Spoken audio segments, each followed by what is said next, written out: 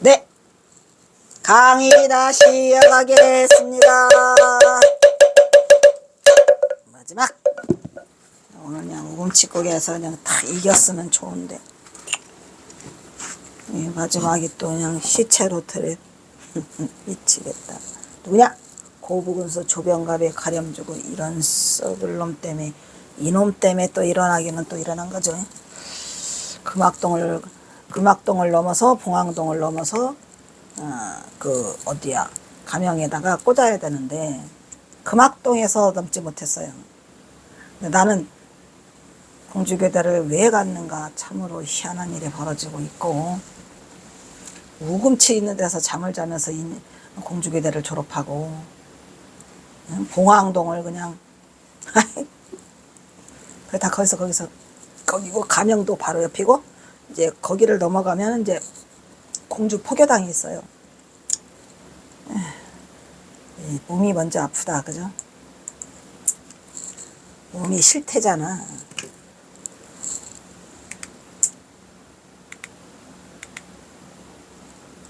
고부는 민생들의 삶이 도탄에 빠져 있을 때에도 전라도 일대 중에서 제일 부자야. 고부가. 왜? 거기는 그 평야가 넓고 또 그 땅이 좋아가지고 그 벼농사가 그렇게 잘 된답니다. 그래서 물질적으로는 가장 풍족하고 번성하고 또 고부가 그 옆에 그것도 끼고 있대요. 항구도. 그래가지고 그냥 수산물도 많고 생선도 많고 그래가지고 이 고부군수 조병갑이라는 놈이 그냥 그 세금을 그냥 닥닥 걷어들이기에는 최고였대요. 여기가. 그것은 고부 일대에는 전라도 고부평야, 팔왕평야, 백산평야, 이평평야 등이 형성되어 비옥한 농토를 지니고 있었고 서해안이 인접해 있어가지고 풍부한 해산물을 얻을 수 있어서 천혜의 낙토랍니다. 거기가. 그래서 이제 그만큼 이제 고부군수 가기를 내가 고부군수로 발령받기를 다들 백 쓰느라고 바빠가지고 엄청난 백줄이 있어야 그걸 들어옵니다. 근데 이 조병갑이란 놈이 그 조대빈에 알죠? 그건 내 친척이래요. 그러니까 그냥 이놈이 들어왔겠죠. 이 실력도 안 되는 놈들이. 그러니까 옛날에는 전부 다 그 백으로 서해안이 이제 베이스가 풍부한 해산물을 얻을 수 있는 천혜의 낙토여서 그만큼 타막한 관리들이 눈독을 들이는 지역이었으니 이런 물질적으로 풍족한 곳에 한국 근대사에서 가장 부패한 탕관우리 조병갑이란 놈이야. 이 아이러니를 어떻게 해야 되죠? 썩었죠. 조병갑이 현감으로 부임해 왔더라. 그러니까 이 나라가 온전하게 관리가 없고 전봉준이가 또 그 이놈 전봉준이 아버지가 죽고 이놈 때문에 그러면서도 이놈은 또 그 파직이 됐다가도 또 다시 돌아온대요. 속이 부글부글 끓어. 그는 부임 초부터 온갖 가렴주기를 일삼고 있었더라. 동학농민혁명을 직접 촉발시킨 이 당사자인 조병갑이라는 놈은 본관이 양주로 여기서 있잖아. 순조 왕비 조씨의 일조. 풍양조씨가 그때는 전부 다 뭐를 했어요? 풍양조씨 그것들이 저기를 했잖아요. 곤문세족이었잖아요. 망조가라고 들었죠. 그러니까 그 누구요? 정조 아들 순조. 그때서부터 이 조대빈애가 판을 치기 시작하는 거죠. 그나마 정조가 인생에서 가장 그 태평성대를 꿈꾸면서 살았던 위대한 왕이라 정조 대왕이라고 안 할 수 없죠. 조병갑의 조부는 규장과 검사관과 의금부 토사를 지냈군요. 의금부 나오네. 아버지는 태인 현감을 지낸 조태순의 서자였으며 영의정을 지낸 조두순의 조카이더라는 말이야. 그러니까 이게 다 해먹는 거죠. 이들은 순조 왕비인 조대비에 의해서 출세한 가문이었더라 이런 얘기죠. 조병갑이나 조두순이 과거 급제다의 명단에도 없는데 권력의 비호로 출세를 하고 있어요. 과거 급제도 안 되는데도 조병갑, 조두순 이것들이 다 판을 치고 있는 거죠. 그러고 보니 우리나라를 말아먹은 것 중에 하나가 또 풍양조씨가 있네요.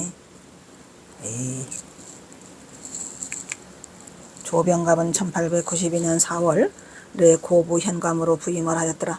이전에도 의금부 도사를 지냈으며 여러 지역을 돌아다녔고 따지고 보면 이 당시 조병갑만 탐관오리였던 것은 물론 아니었겠죠. 하지만 그 고부건수로는 가장 많은 혜택이 있고 세금을 거둬들이기가 좋고 풍족한 땅이라 고부건수를 이렇게 올려고 서로 올려고 경쟁이 가장 치열했던 곳이다 이런 얘기죠. 전운사 조필영은 세미를 운반하면서 운임, 유실 등의 명목으로 이 조필영이라는 놈도 마찬가지 빼돌리고 더 거두어들인 농민들의 뼈골을 짜내. 그냥 탐관 우리들이 전국의 도처에 다 있어서 뼈골을 짜내고 균전사 김창석은 일본 농민들에게 묵은 땅을 개간하게 하고 추수 때가 되면은 수탈해 가는 거. 묵은 땅까지 다 개간하게 해놓고 지네가 다 뺏어가요. 전라도뿐이 아니고 전국이 몸살을 앓았죠. 그래서 이때 당시에 가장 많이 일어난 그 앞에 이미 그 앞에 1860년대에 1800 그때 가장 많이 일어난 게 밀란이잖아요. 밀란이 그 중에 그 대표적인 게 누구요? 응? 홍경래의 난 저기 어디야 어디지 저 북한에서 일어난 홍경래의 난 유명하잖아요. 그러니까 그냥 이 밀란이 계속 일어나고 있고 또 그것이 밀란이 커지고 커져서 동학농민혁명으로 이제 폭발한 거죠. 그래서 전라도뿐만 아니라 이러한 탐관 노래들 수탈들은 전국적인 현상이었더라. 그러니까 그 밀란이 극에 달한 게 내내 이 동학농민혁명인데 그 동학농민혁명에 앞장서는 데 거기 왜 필요하면 전봉준과 경호냐 이런 얘기지. 아이고 쑤셔. 아주 그냥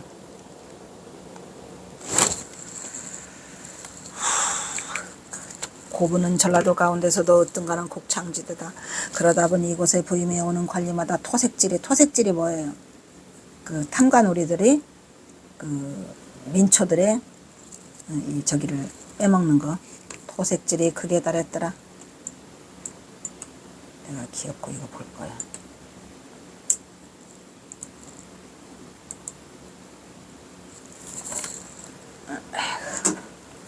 또 애껴야지. 마지막 시간인데.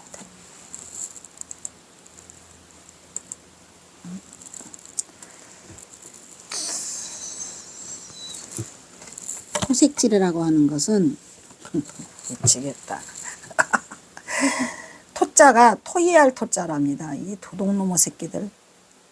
토이할 토자는 뭐예요? 상의해가지고 색은 뭐예요? 색출해낸다 이런 말이에요. 말은 건사하지요. 말은 건사해. 네가 뭐 얼마가 땅을 농사를 졌으니까 얼마 내나 이거 합의해서 하는 거야 나라에서 이거를 이래가면서 이 질은 뭐예요? 질은 나쁜 일 할 때 다 질자를 붙이죠. 도둑놈질, 오입질, 뭔 질 할 때 우리나라에 순수한 말로 붙이는 거고 쉽게 말하면 토색이야 토색질. 도둑놈이죠. 이름만 토색질이지 그거를 다 일일이 돈이나 물건 따위를 억지로 달라고 하는 걸 토색질이라고 한답니다. 뭔 말인지 알겠죠? 그러니까 말은 토의했다고 그러는데 억지로 뺏어가는 거를 강제로 뺏어가는 걸 토색질이라고 하는 거죠. 그래서 이 질이라는 이름만 붙으면 전부 다 나쁜 짓들이에요. 아시겠죠? 그래서 토색질이 극에 달했어요. 당시 고부군수로 부임해온 조병갑도 마찬가지였다. 더구나 조병갑은 당시 세도가였던 조두순의 일족이었어요. 그러니까 이 풍양조씨들 반성하세요. 조병갑의 재상을 살펴보면 조병갑은 만석보가 있는데도 그 아래에 보니까 거기 고부에 만석보라는 게 있어서 저수지죠 말하자면. 그러니까 농사 지을 때. 근데 그 옆에다가 새로운 거를 또 쌓아야 된다 해가지고 그 아래에 새로운 보를 싼다 해가지고 700석을 또 착취를 해요. 명색을 붙여가지고 아까 토색을 붙여서 이 잡놈이. 그래서 농민들을 갈취해 가요.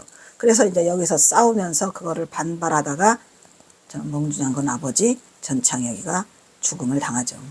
또 황무지를 개간해서 농사짓게 한 다음 그거를 면세를 약속했어요.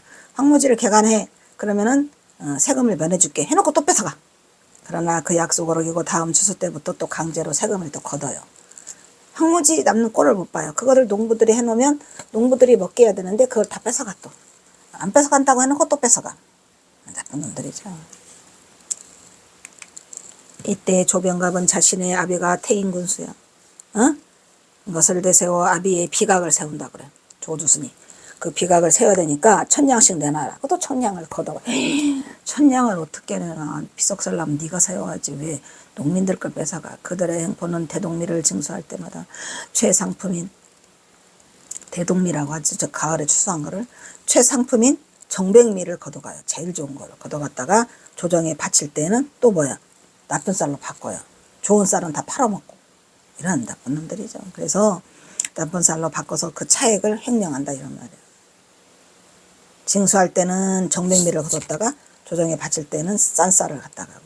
그리고 불효 불복 하는 황당한 제목으로 너는 왜 불효해? 너 불효비 대놔. 불효비 대는 게 어딨어. 너는 왜 불복종해? 너 불복비 대놔. 이래가지고 화목하지 않는다고 뺏어가. 황당한 제목으로 주민들의 재산을 강탈한 액수가 2만 양이 넘었다고 합니다. 2만 양, 1000양, 이거는 상상을 초월하는 이런 것들을 다 뺏어다가 지네 개인의 주머니를 채우는데 그렇게 했으니 이 조병갑이란 놈이 얼마나 나쁜 놈이야. 이것이 고부군수 조병갑의 죄상이었더라. 죄상을 낱낱이도 해놨네요. 이렇게 해요. 고부군수동 고부농민들은 조병갑의 탐악을 견딜 수가 없게 되자 진정서를 써가지고 그 부당한 잘못을 바로잡으려고 했어요. 근데 이 진정서를 아무나 쓸 수 있는 게 아니잖아요. 따따붙다 하는 사람이 있어야 될 거 아니에요. 근데 그 따따붙다 하는 사람 중에 전봉준 장군의 아버지가 있었어요. 전창혁이가. 왜? 전창혁이가 대서도 해주고 뭐 서당 훈몽도 하고 전봉준도 마찬가지죠. 그러니까 따따붙다는 전부 다 누가 했어요? 전창혁이가 했죠. 그래가지고 그 앞에는 또 전봉준이 또 써주고요.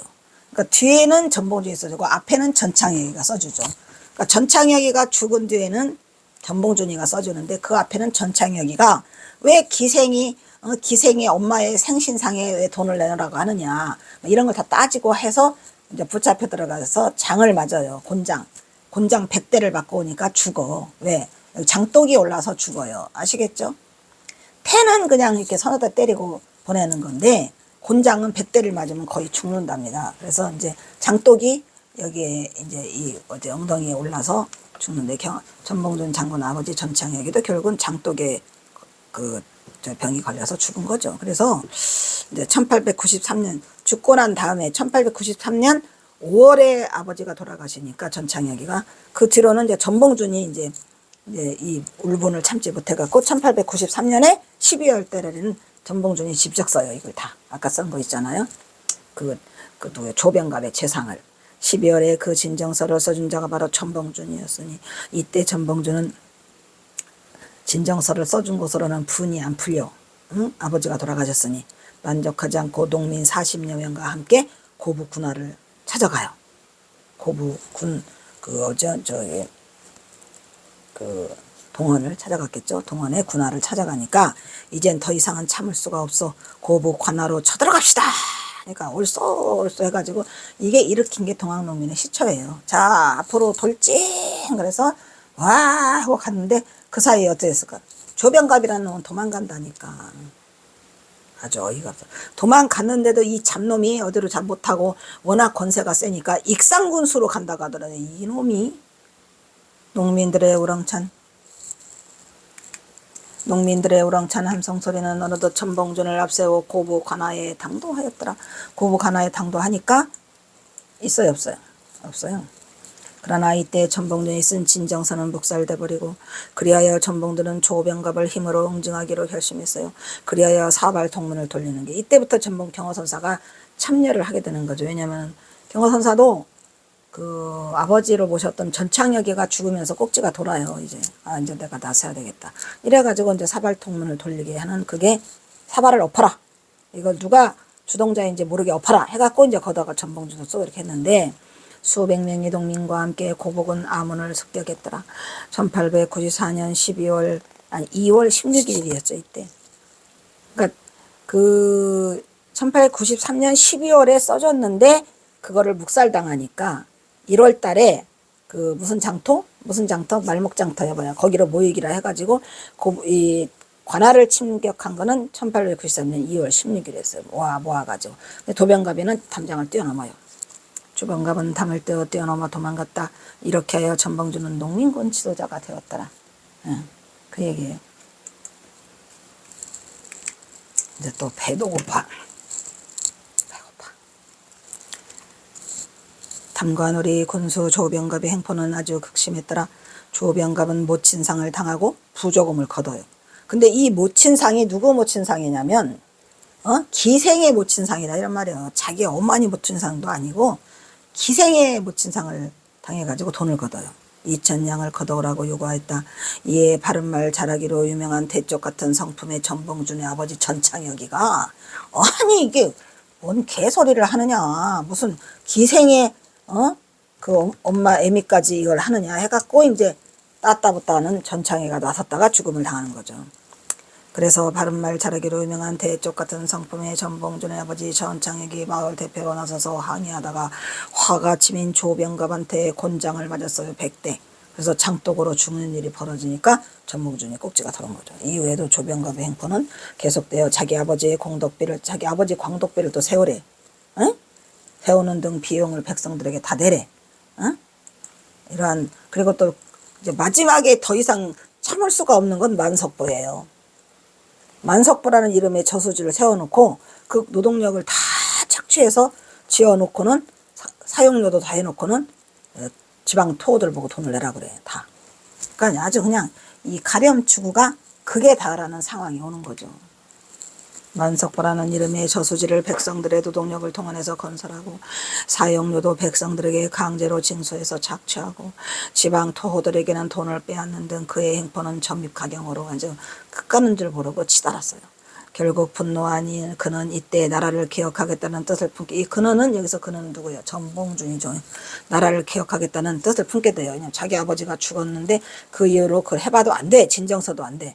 그래서 이제 1894년 드디어 농민 1,000여 명을 이끌고 밀란을 일으키게 되니까 이게 동학농민혁명의 시초가 됐고 만석보를 가서 다 만석보를 부셔버려요. 그냥 가서 만석보고 나발이고 헐어버리고 관할을 습격하게 2월 16일 습격에 빼앗긴 곡식을 되찾고 그 창고문을 열은 다음에 백성들에게 곡식을 다 나눠줘 버려요.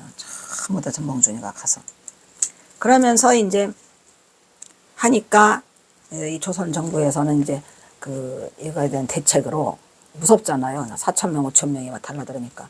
그래서 이제 그 파직을 시켜요. 그래서 이제 하는데 그래봐야 그놈이 그놈이고 그 나물에 그 밥이 돼가지고 조선 정부에서는 부랴부랴 조병갑 등의 부패한 관리를 몇 명을 처벌하고 새로이 박원명이라는 고부군수로 임명을 했어요. 박원명이도 똑같은 놈이요. 안핵사 이영태를 보내 잘못을 시정하겠다고 하였는데 사태를 추스르기에 파견된 이용태 또한 또 극심한 행포를 부려요. 이용태, 박원명 할 것 없이 내어오는 쪽쪽 이 탐관 놀이들 놈들이 제정신이 박힌 놈들이 하나도 없어요. 그놈이 그놈. 써있네. 어려서부터 일찍이 서당 훈장하던 아버지 전창혁 혹은 전형호. 전창혁의 이름이 2개예요. 전형호도 있어요. 그래서 글을 배운 전봉준은 13세 때 전봉준 14세 때 쓴 시 아시나요? 백구? 백구라는 시를 지어 고을 사람들을 감탄시켰어요. 그만큼 전봉준이가 어릴 때부터 문장력이 뛰어나고 영리했더라, 영특했더라 이런 거를 내세우는 전봉준 장군 13세 때 백구라는 시가 있어요. 볼까? 소개 안 했어? 이런 백구는 또 다음에 기회가 오면 춥다 또 끄니까 끄니까 추워요. 잠깐만. 이게 감기 올까봐 틀어 껐더니 추워. 전봉준은 훗날 아이들에게 천자문과 동몽선습을 가르쳐 주었다. 훈장이니까. 전봉준은 고을 사람들에게는 신망을 쌓으면서 은인 자중하면서 때를 기다렸어요. 전봉준은 민중의 신망을 얻은 전봉준도 얼마나 일을 가락했어요. 그냥 민중의 신망을 얻어 결국 동학농민군의 대장이 되었는데 이때 전봉준은 봉기의 원인을 말하기를 전봉준이 한 말이에요. 대중을 모아놓고 뭐라 그랬어? 조병각의 악랄한 쥐어짜기로 백성들이 수탈을 당했으며 이것이 결국 민중 봉기의 원인이 되었더라. 이렇게 했겠죠. 맞는 말이죠.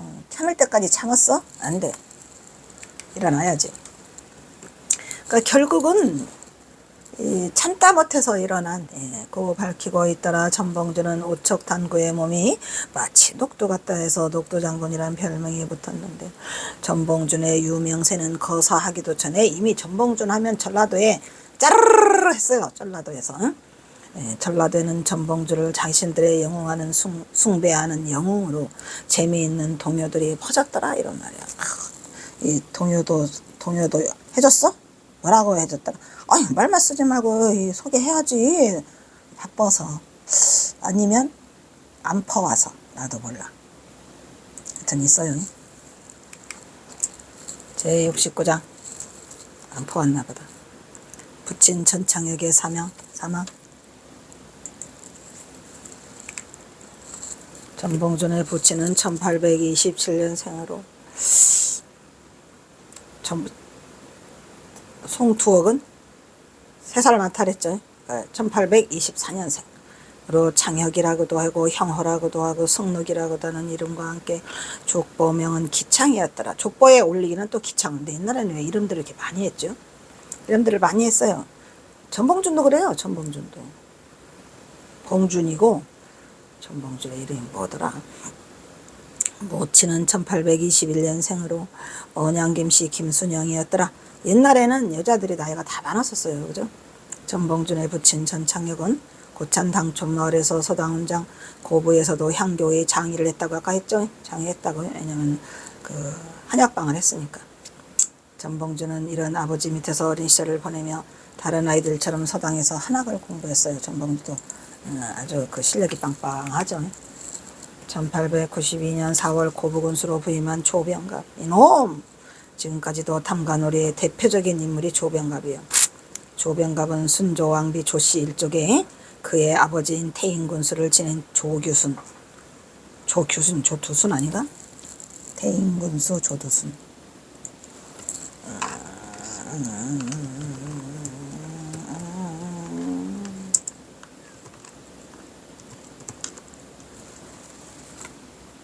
힘들어.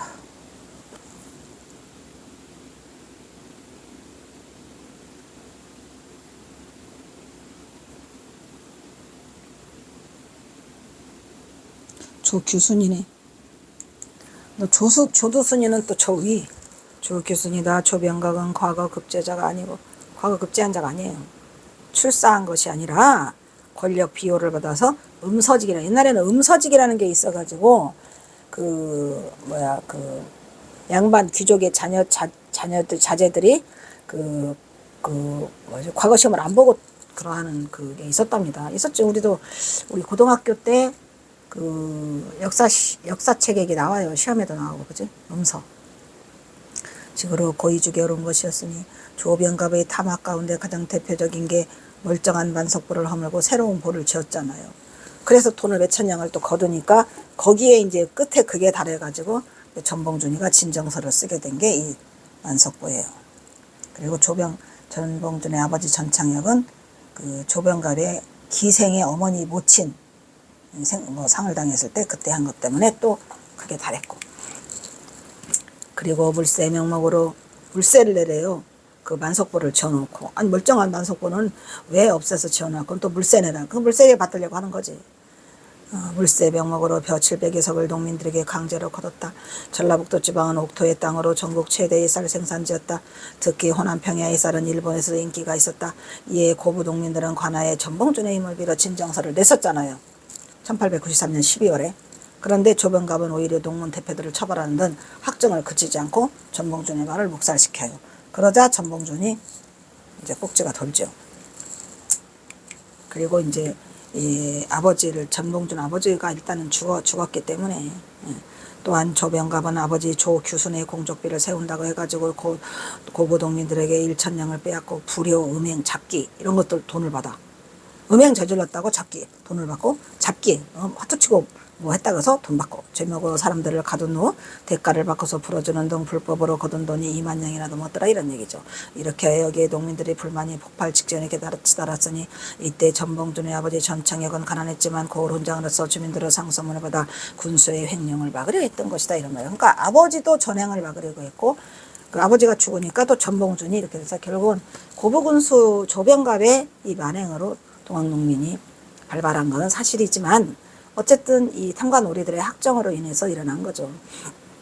그래서 보고간민, 제폭구민이 이제 그 기치를 세운 거죠. 그러나 조병갑은 전창역을 주민들이나 선동하는 수계로 몰아가지고 곤장을 쳐서 상부기관인 전라가명으로 넘겼어요.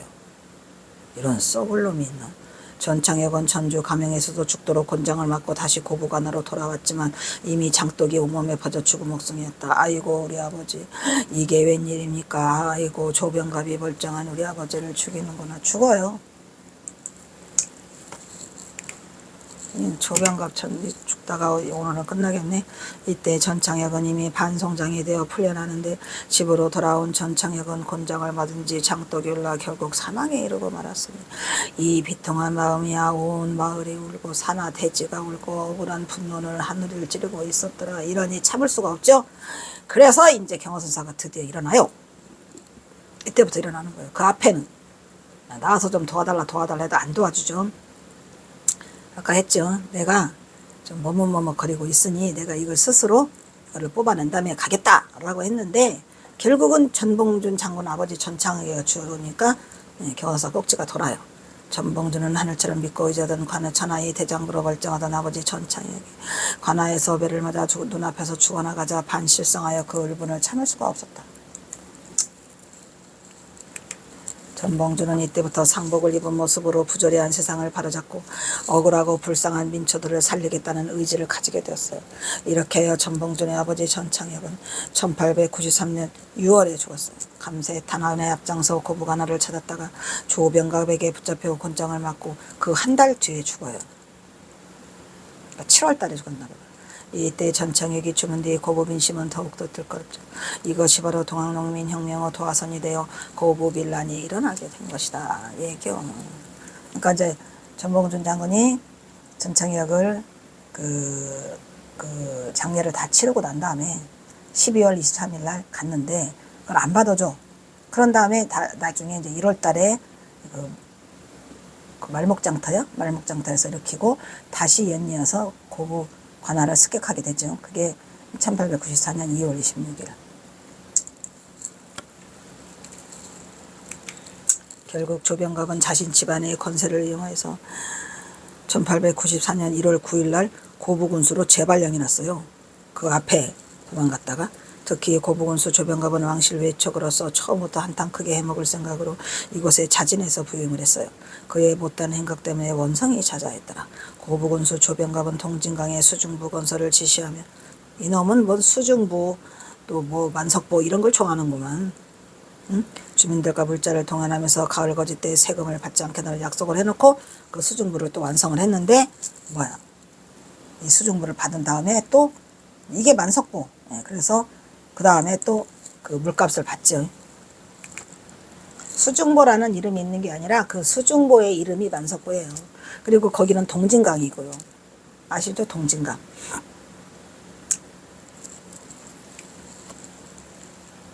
오른편에서 왼편으로 동진강 분류가 흐르고 아랫마을 쪽으로 정읍천이 흐르고 동진강이 합쳐지는데 고부군수 조병갑은 이 정읍천이 동진강과 합류되는 그 지점에 바로 수중보를 건설하게 됐죠. 그 수중보 이름이 만석보예요. 우여곡절 끝에 억지로 수중보가 완성된 후에는 조병갑이 일꾼들에게 임금도 주지도 않고 그거 다 부려먹었어요. 그리고 또 농민들한테 물세를 내라고 하는 거예요. 약속과는 달리 가을 거지 때 농민들에게 물세 내놔 라고 세금도 많이 징수하니까 농민들이 더 이상 꼭지가 들어서 만석보를 갖다 다 부셔요. 가서 망치로.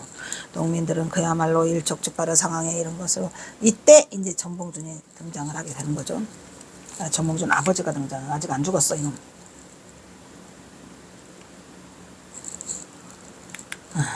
이런 것으로 그래서 고부군수 조병갑은 쫓겨나듯이 11월 30일에 이웃마을 익산군수로 발령이 나요. 두 번째 갔을 때 이제 담을 타면서 넘어갔죠. 조정에서는 바로 고부군수로 이은용, 신좌목, 이규백 등 6명이 계속 발령이 났는데 이후 하루 걸러 고부군수로 발령이 난 인물들이 모두 신병을 이유로 아무도 부임에 머물지 않아요.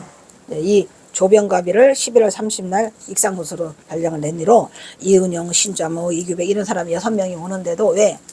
무서워서. 거기 그냥 있지를 못해요. 그래서 아프다는 핑계로 부임해 오자. 그것은 익산구스로 발령난 조병갑이 고부에 계속 있으려고 이제 수를 쓰는 거죠. 어떤 수를 써요? 전라감사 김문현을 통해서 계속 공작을 벌여요. 여기서 잊지 못하게. 왜냐면 나중에 이놈이 다시 오지요, 결국은. 그렇기 때문이다. 김문현은 이은영 등을 불러서 사표를 뭐해? 사표를 종용하는 거예요. 예, 진짜로 나쁜 놈이죠. 그래서 사양하도록 강압하는 한편 또 조정에서는. 그러니까 조정도 나쁘고 이놈도 나쁘죠. 타읍으로 전출되면 세금 거두는 일에 착오가 발생될까 걱정이 된다. 그러가고 거짓 쌓은 거짓 보고를 하여 유임을 요청했기 때문에 그래도 조병갑이가 최고다. 세금 걷는 데는. 이렇게 해서 조병갑이를 다시 불러들이게 되기 때문에 그러한 것을 해서 그 후에 그 고부 군수로 6명이 발령이 나지만 다 핑계대고 안 해요. 이러한 그들의 비열한 작전이 먹혀들어가 정부에서는 거짓 보고에 속아요. 조병갑의 행포는 막지 못하고 다시 농민들에게 수탈을 강요했고 조선왕조는 삼정이가 조선왕조가 썩은 거지요. 썩은 거. 다시 삼정의 문란으로 그 폐해가 극에 달해 농민들의 밀란이 여기저기서 수없이 일어나고 있었더라. 이런 얘기 하나만 더 하고 끝냅시다. 이것이 바로 동학농민혁명의 발단으로 전봉주는 아버지 전창익을 졸지 잃어버리고 자신이 선봉이 되어 탐관 우리들의 탐학 정치를 바로잡고자 어리석은 조선 사회의 질서를 어지러운 조선의 사회 질서를 바로잡고 가렴주교에 시달리는 도탄에 빠진 불쌍한 조선 동민들을 구하고자 하여 크게 결심을 하게 되더라. 이런 얘기요. 아이고 어떻게 하냐. 어떻게 하냐. 전봉준 거사를 독려하다. 드디어 이 경허선사가 해! 이렇게 된 것이 이제 다음 시간이야. 오늘은 여기서 마치도록 하겠습니다. 아이고 파란만장하다. 다음은 사홍서원이 있겠습니다.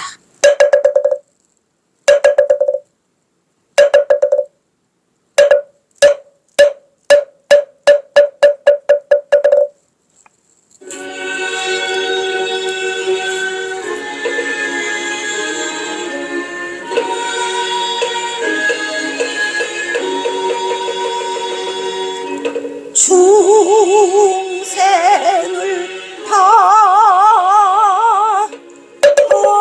건지오리 판매를 더 은어리다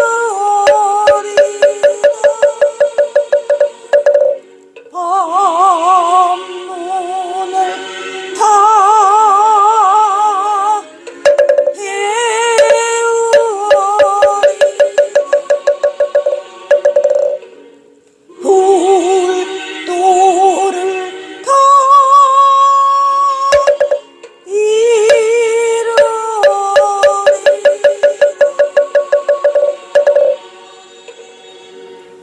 다음은 경허 대선사와 전봉준 장군에게 바치는 옛날 애국가가 있겠습니다.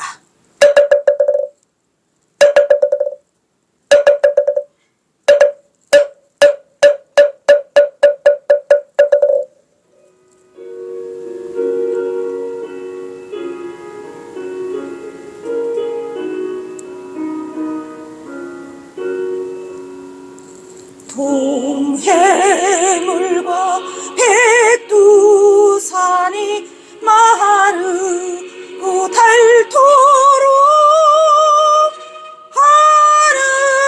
하느님이 보호하사 우리나라 만세 무궁화 삼천리 앙선 대한 사람 대한으로 길이 오연하세.